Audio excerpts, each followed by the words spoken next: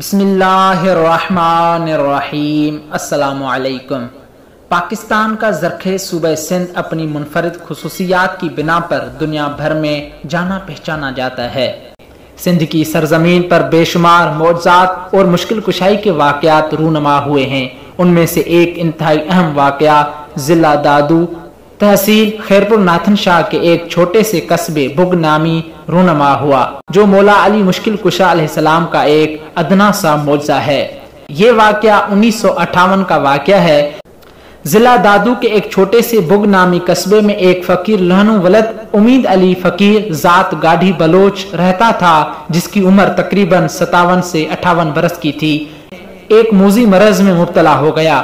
گاؤں میں علاج کا مناسب انتظام نہ ہونے کی وجہ سے دادو کی سرکاری ہسپتال میں لایا گیا، جہاں ڈاکٹروں نے معائنہ کرنے کے بعد مثانے کی پتھری کا مرض بیان کیا، اور ساتھ ہی ڈاکٹروں نے مشورہ دیا کہ اس بوڑھے شخص کو حیدرآباد ہسپتال میں منتقل کر دیا جائے۔ چونکہ لہنو فقیر ایک غریب شخص تھا، اسپتال کے اخراجات برداشت کرنا اس کے گھر والوں کے بس سے باہر تھا، اس لیے اسے اپنے بگ گاؤں واپس لایا گیا۔ گھر آنے کے بعد علاج نہ ہو سکا۔ علاج نہ ہونے کی وجہ سے لہنو فقیر کی حالت خراب ہوتی گئی، اور کچھ لوگوں کو ترس آیا اور کہا کہ تمہارا علاج ہم کرائیں گے، مگر لہنو فقیر نے صاف انکار کر دیا اور کہا کہ اب تو میرا علاج حضرت علیہ مرتضیٰ علیہ السلام فرمائیں گے۔ دن رات لہنو فقیر حضرت امام علیہ مرتضیٰ کو مدد کے لیے پکارتے اور لب پر ہر وقت یہی صدا رہتی، مشکل کشا میری مشکل حل فرمائیں۔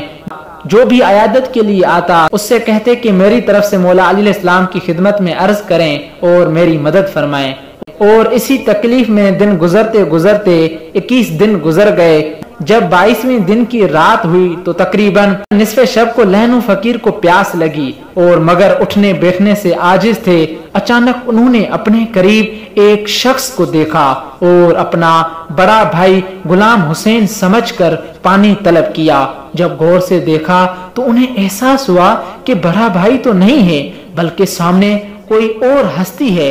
تو لہنو فقیر نے اس ہستی سے پوچھا، آپ کون ہیں اور یہاں کیسے آئے؟ تو دوسری طرف سے جواب آیا کہ میں وہی ہوں جس کو تم روزانہ مدد کے لیے پکارتے ہو، ہر وقت میں اس کا واسطہ دیتے ہو۔ میں آ گیا ہوں اور تمہارے علاج کے لیے آیا ہوں۔ یہ سن کر لہنو فقیر نے استدعا کی کہ مولا علی علیہ السلام میری مشکل حل فرمائیں۔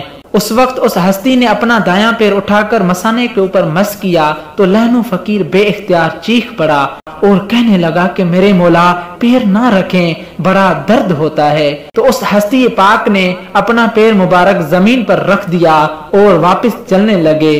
لہنو فقیر نے پکارا، کیا مولا مجھ عاجز سے ناراض ہو گئے؟ اگر آپ بھی ناراض ہو گئے تو میرا علاج کون کرے گا؟ تو جواب ملا، میں نے تیرا علاج کر دیا ہے۔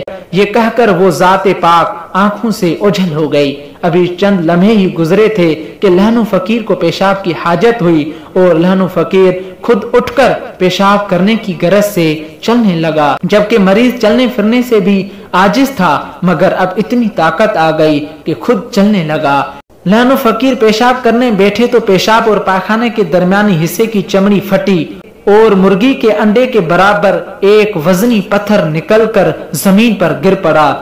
آخر میں آپ دوستوں سے گزارش ہے کہ اس واقعے کو تمام مسلمانان تک پہنچائیں تاکہ ان کا عقیدہ اور بھی مضبوط ہو جائے۔